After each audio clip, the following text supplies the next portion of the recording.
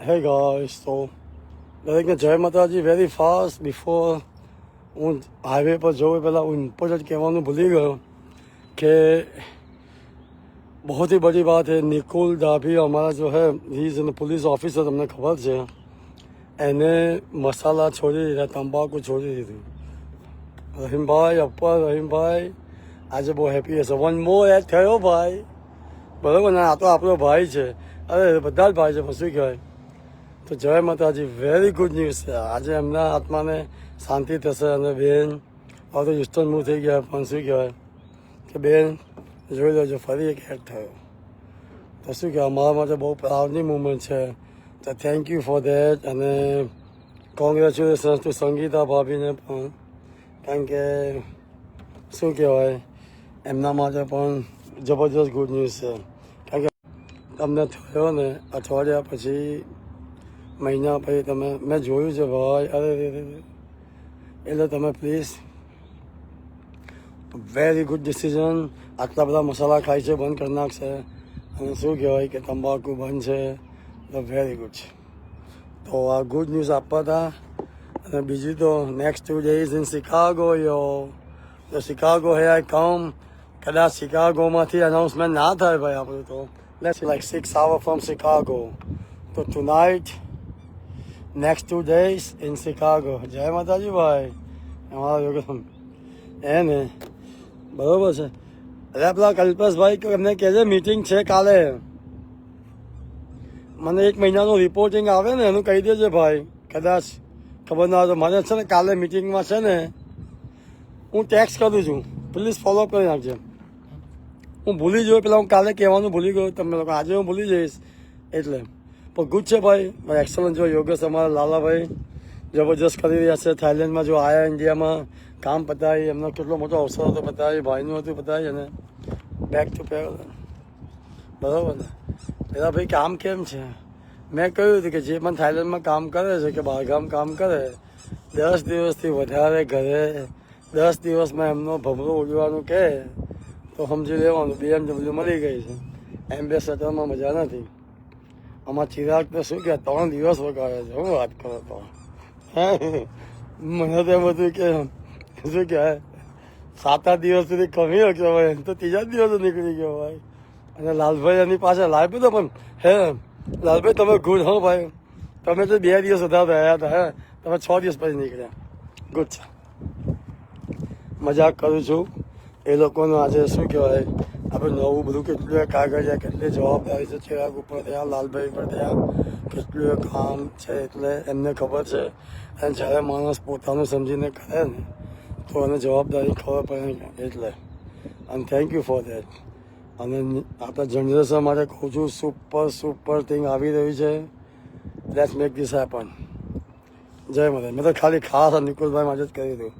અને next 2 days Chicago. તો let's, તમે જોઈ હતી ન્યુયોર્કની life, the second biggest city. LA second, I think this third Houston is the 4th one. જે હોય તે બાપા, જૂની સિટી છે એકદમ. Chicago is something famous, windy city, beautiful. તો હેમા મમ્મી જય માતાજી. તો લેટ્સ નેક્સ્ટ 2 days. આજે તો આખો દિવસ અમે ડ્રાઈવ કરીશું, પણ પછીના રવિ અને સોમ શિકાગોમાં છે.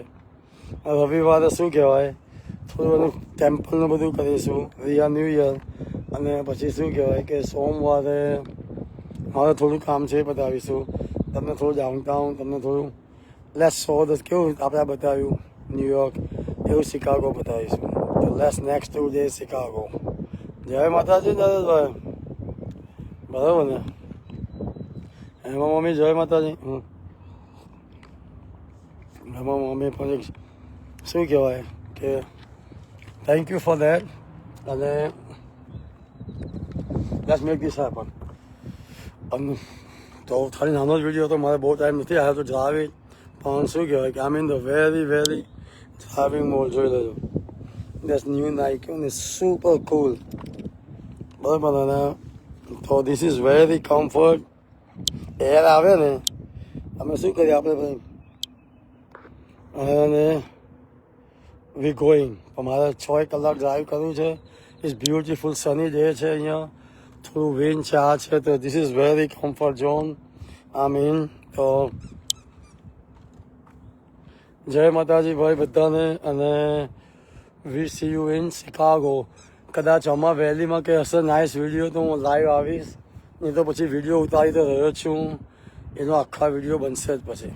તો થેન્ક યુ ફોર લવ. અને you know new song coming. હવે તો કમાઈ સોંગ પણ આવી રહ્યો છે.